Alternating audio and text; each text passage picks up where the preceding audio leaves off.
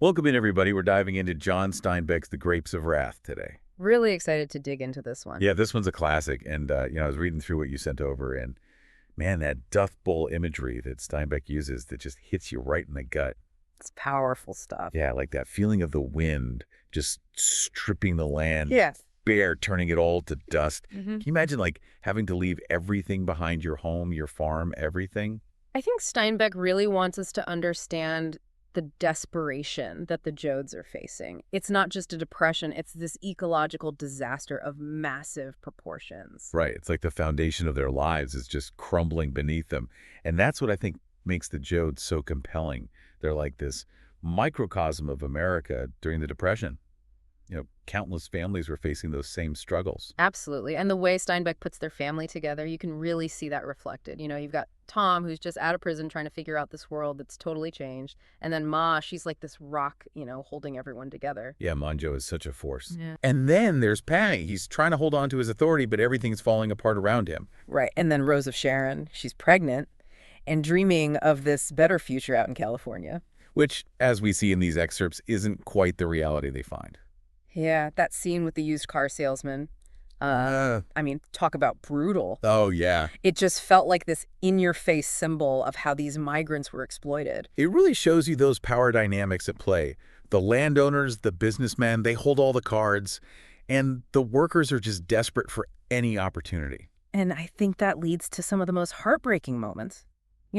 The destruction of their home, Grandpa dying on the journey, even Noah leaving the family. It just chips away at them, and you see the toll that it takes. It really emphasizes that psychological impact of being uprooted, Mm-hmm. right? They're losing things, they're grieving, and they have to keep moving forward. And then there's that whole part about them trying to find work. It's just constant disappointment, lousy wages, terrible conditions. And Steinbeck really drives home his message there. That line about needing 10,000 acres and a tractor to make a living these days. It's like he's saying the whole landscape of America is changing. Small farmers are being pushed out.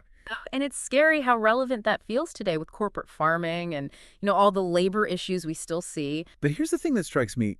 Even with all this hardship, you start to see this pushback, this sense that people are realizing they need to band together. Yeah, and I think Tom's encounter with that one-eyed man, that's a key moment. That guy's shame, his fear of being seen, it highlights what so many migrants went through.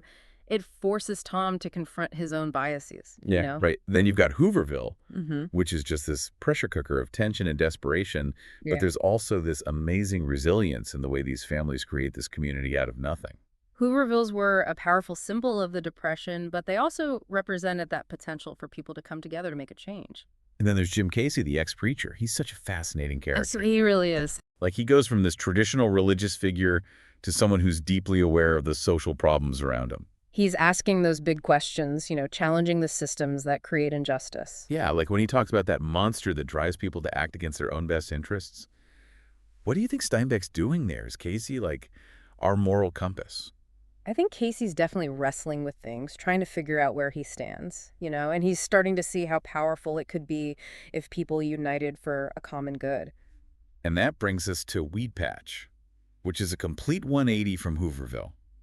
It really is. Clean facilities, self-governance, a real sense of community. It felt like the Joads could finally breathe.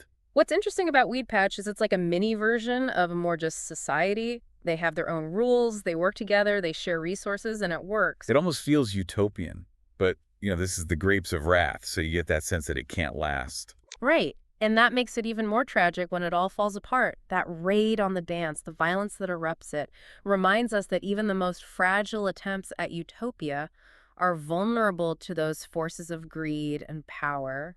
It's a sobering thought. It is. And I think it sets the stage for what's to come in the rest of the book. But we'll have to save that for next time. Yeah, we've got a lot more to unpack. We do so. Until then, keep those pages turning, and we'll see you back here soon for part 2 of our deep dive into the Grapes of Wrath. As we were talking about Weed Patch and that whole idea of utopia, something occurred to me, like how Steinbeck uses all that animal imagery. Oh, yeah, like what? Well, think about those descriptions of the migrants all swarming, moving like insects. It's like he's emphasizing how vulnerable they are, how powerless. It almost dehumanizes them, right? Like they're losing their individuality. Exactly. It highlights how the system's failing them, treating them like they're less than human. And what's interesting is Steinbeck doesn't just use that for the migrants. He does it with the landowners and businessmen, too. Oh, yeah, like how... Remember that line about the used car salesman?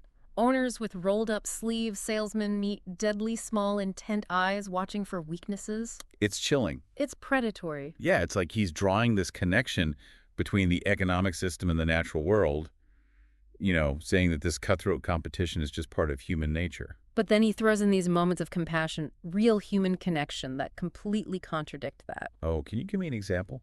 I'm curious how he pulls that off. Well, think about the Wolsons. They're struggling just as much as the Joads, but they take them in no questions asked, share what little they have.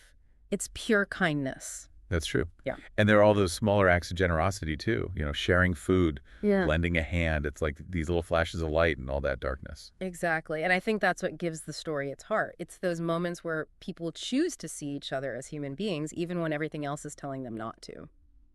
We talked about how Steinbeck uses animalistic descriptions, but are there any other techniques he uses to kind of get these themes across? One thing that really stands out is how he mixes this gritty realism with this almost biblical language. Oh, I see what you mean. Like when he describes the Joads packing up their stuff, it's just this stark list of their meager belongings. But then he shifts into this beautiful passage about the land they're leaving, the memories that are tied to the dust. Yeah, It's powerful. it really emphasizes that their journey isn't just physical, right? It's about losing their history, their identity. And that's what makes their story so universal. Steinbeck captures these huge social forces, but he never loses sight of the individual cost. And what about those chapters that kind of step outside the Joad story and give you a broader view of what's happening to the migrants as a whole? Why do you think he does that? I think those chapters are crucial because they show us that the Joad struggles aren't unique. It's happening to so many people. It's this mass exodus that's being driven by forces way beyond their control. It's like he's painting this giant mural of what life was like during that time. Exactly. And through those chapters, we see these patterns of conquest and exploitation that have shaped America. The concentration of wealth and power always seems to lead to the suffering of the many. It's a reminder that these problems are deeply rooted, and they're still playing out in different ways today. Definitely. But we've talked a lot about the hardship and despair in The Grapes of Wrath, but there's also this underlying current of defiance, this refusal to give up. Absolutely. And I think nobody embodies that spirit more than Mare. The way she holds that family together keeps pushing forward when everyone else is ready to quit. She's the heart of the story. She really is amazing. Mm. And she understands that their strength comes from being united, from recognizing their shared humanity. Right. It's not about giving into that dog-eat-dog mentality. Do you see that same spirit in any of the other characters? I think you see it in Tom. He starts out pretty skeptical of Casey's talk about unity and collective action, but by the end, he's embracing it. He's ready to fight for something bigger than himself. It's like they're all shedding their old identities, their old ways of thinking, and creating something new together. Exactly. And that's where I find the most hope in this story. Even in the midst of all this suffering, there's this glimmer of possibility, a sense that things could be different. It's not a naive kind of hope. Yeah. It's hard-earned, forged in the fire of their shared experience. Precisely. And that's the kind of hope, the kind of resilience that I think Steinbeck was trying to capture in The Grapes of Wrath. It's a reminder that even in the darkest times, the human spirit can endure, can find ways to resist, to create, to love. And speaking of love, we have to talk about Casey's death. It was just devastating. Oh, it was such a turning point for Tom. And for the whole story, it's the moment where innocence is lost, where the fight becomes personal. And Tom's faced with this impossible choice, fight or run. Right, and in a way, he does both. He goes into hiding to protect his family, but he also takes Casey's message of collective action to heart. Remember when he tells Ma about that idea of the oversoul, that we're all connected part of something bigger? It felt like the beginning of something new. And that idea continues to grow even with all the hardship they face. Ma loses her home, her parents almost loses her children, but she never gives up. She's the embodiment of that human spirit that refuses to be broken. Her strength is incredible, especially in that last scene where she helps Tom escape, knowing she might never see him again. It's the ultimate act of love, letting go to protect someone you care about. We've talked a lot about these big themes of social injustice and the power of collective action, but Steinbeck also says a lot about family. The Joads are more than just a family. They represent that unbreakable spirit.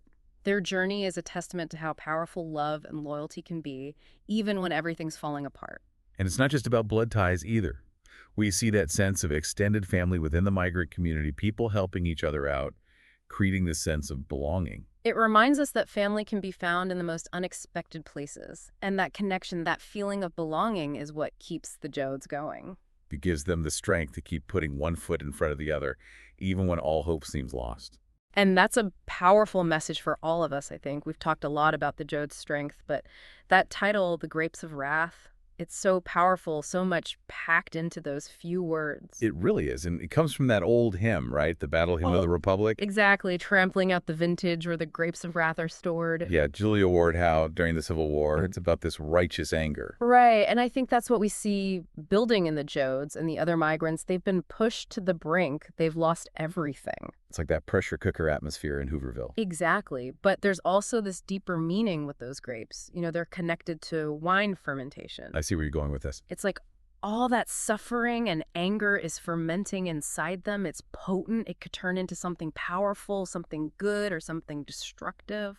So the title itself is kind of a warning and a promise at the same time. Exactly. It warns about what happens when things get too bad, but it also hints at what could happen if people rise up together. And that takes us back to Tom.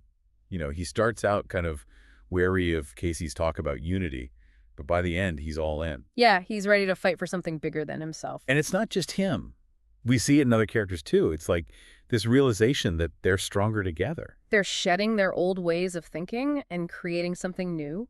But even though there's that sense of hope, the book ends with the Joads still struggling. Their future is uncertain.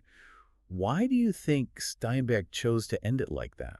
I don't think he wanted to give us easy answers or a happy ending. He wants us to really think about what the migrants went through, to understand that their struggles didn't just disappear when the book ended. It's a challenge to us to think about how these events still shape our world today. And to remember that the fight for justice, for fairness, it's a fight that's still going on. Exactly. So we have to ask ourselves, what can we learn from the Joads? What can we do to make things better?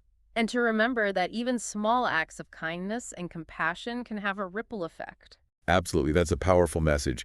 And that's what makes The Grapes of Wrath such a timeless story. So we want to hear from you. What stayed with you from the Joad's journey? What moments really stood out? What resonated with you? The Grapes of Wrath isn't just a history lesson. It's a reflection of the human spirit. It's about resilience. It's about hope. And it's a reminder that we all have a part to play in building a better world. Thanks for diving deep with us. Yeah, thanks for listening, everybody, and we'll see you next time.